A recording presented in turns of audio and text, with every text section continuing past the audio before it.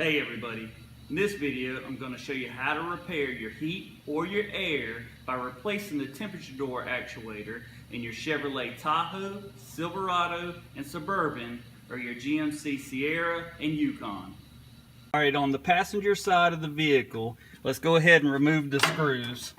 You have three 7mm screws that are holding this on.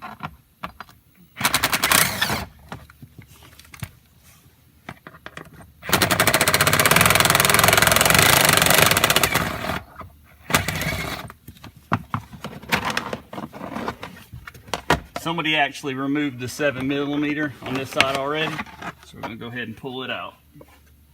Once you have the kick panel out of the way, the actuator that you want to replace is right here. It's an 8901 8365. I will link it into the description below, but let's go ahead and unplug it. You never want to plug the new actuator in until you have it on and it's bolted down. I'm going to try to give you a better picture of it, a close-up. This is the actuator that you're going to be replacing. You can see the 5.5mm screw right there. It's in a 5.5mm ratchet. Let's go ahead and remove those two bolts. There's one right in the front side of it that you can get to pretty easy. Let's go ahead and get that out.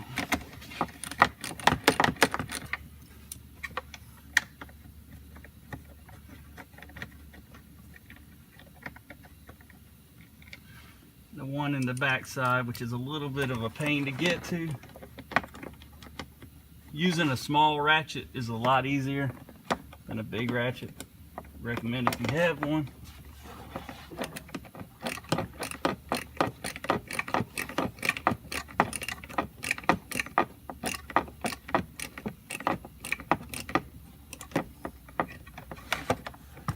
Once you get the bolt a little loose, you can take the socket off and get to it to remove it with your fingers the rest of the way. Once you have the two bolts out, go ahead and slide the actuator down and slide it out. And like I said, you never want to plug your actuator in until you have it on and it's bolted down. Let's go ahead and take the new actuator and put it on. Like I said, this is an 8901 8365. Do not plug it in until you have it on. If you plug it in before you have it on, the actuator could over travel, then it won't be any good. Go ahead and put your actuator on and start your bolt.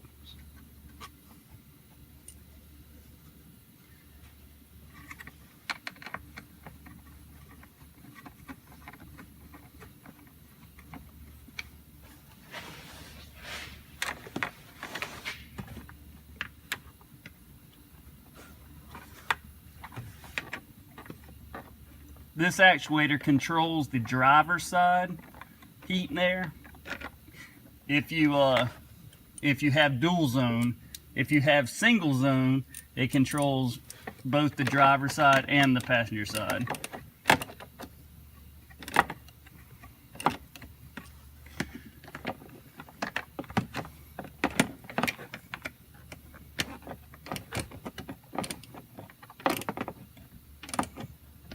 Alright, once you have it tight, go ahead and plug it in. Alright, let's go ahead and install the kick panel.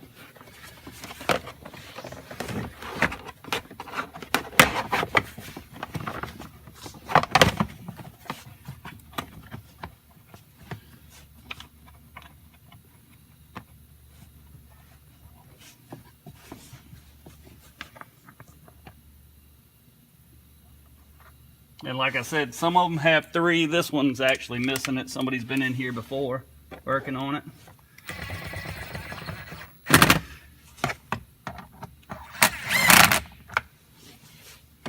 And you're done. I hope this video was helpful.